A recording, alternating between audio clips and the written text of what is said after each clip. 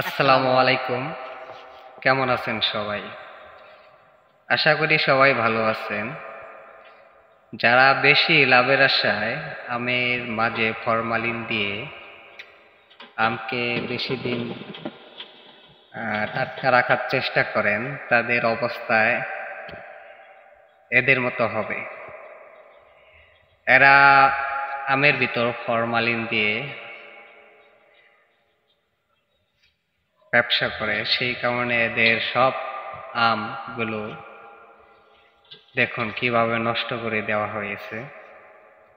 এভাবে নষ্ট করা উচিত। এভাবে নষ্ট করলে অনেক ব্যবসায়ীরাই ফলের মাঝে কোনো ভেজাল জাতীয় জিনিস মিক্স করবে না।